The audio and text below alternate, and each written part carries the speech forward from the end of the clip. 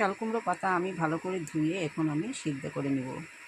রসুন কাঁচামরিচ দিয়ে আমি ভালো করে সিদ্ধ করে নেব। সিদ্ধ করে জলটা ফেলে আমি মাখা বানাবো। স্বাদ মতো লবণ দিয়ে দেব।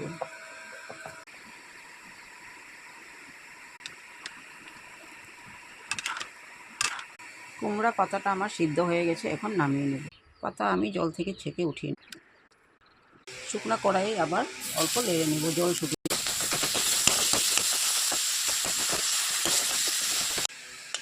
জলটা শুকিয়ে গেছে, এখন আমি নামিয়ে নেব। টমেটো আধা পুড়ে রেখেছি, এটাও মেখে নেব।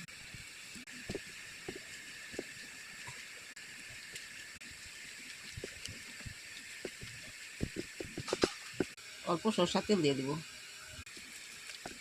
চাল কুমড়া পাতার মাখাটা আমার হয়ে গেছে। রেসিপি ভালো লাগলে লাইক শেয়ার করবেন। Thank you.